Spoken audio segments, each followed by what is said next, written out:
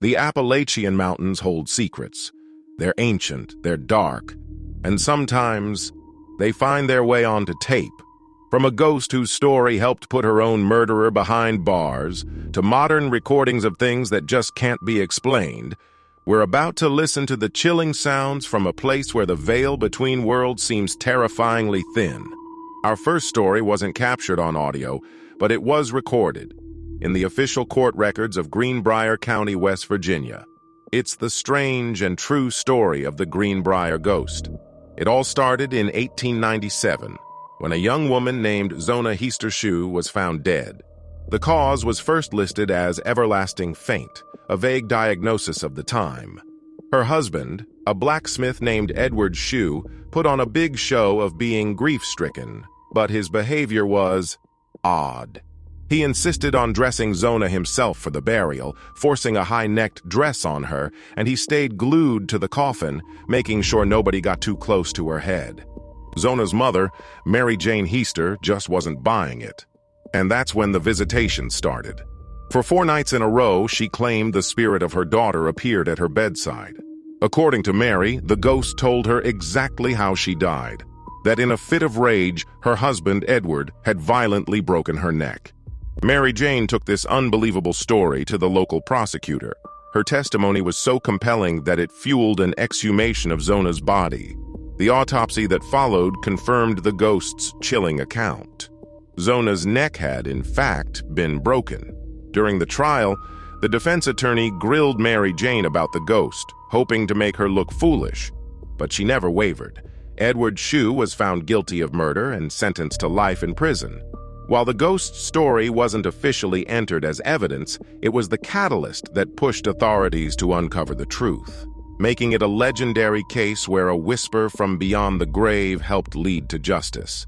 That story was captured with pen and ink, but these days the mountain spirits seem to be speaking through our own devices. Paranormal investigators now flock to Appalachia, armed with digital recorders, hoping to capture what Mary Jane Heaster experienced.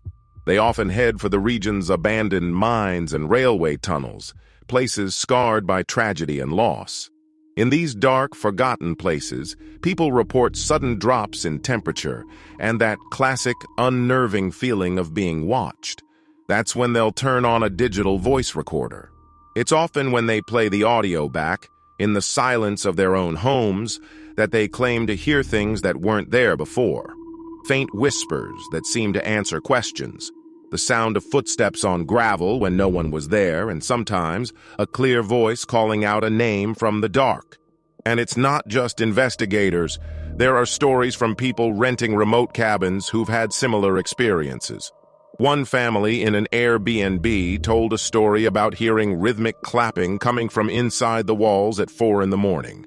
They also saw a strange red light glowing from under a locked door.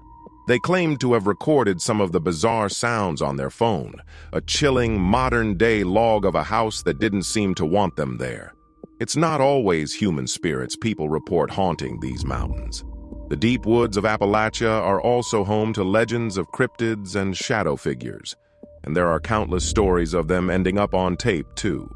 Drivers on lonely back roads late at night tell some of the most unsettling tales. One popular account comes from a man driving in East Tennessee after 2 a.m. when his dash cam supposedly recorded something he couldn't explain. As he crested a hill, he saw a figure on a bicycle, just sitting motionless in the middle of the road. He described it as unnaturally tall and thin, with pale skin and a completely blank face. He slammed on his brakes, swerved around the silent figure, and floored it. The creepiest part of his claim? When he later went to check the dashcam footage, that specific file was inexplicably corrupted. Other recordings, often from trail cams or shaky phone videos, offer fleeting glimpses of things that are hard to process. Animals that seem to move with unnatural speed or are strangely misshapen or dark, human-like shadows darting between trees where no person should be. The footage is often blurry and quick, but it all feeds into that terrifying question. What else is out there, watching from the darkness of the Appalachian woods? The mountains seem to hold on to their stories. If you have a story from the mountains, something you can't quite explain, maybe even something you caught on tape, we'd be honored to hear about it in the comments below. And if you enjoyed these tales from the old hills, be sure to like this video and subscribe.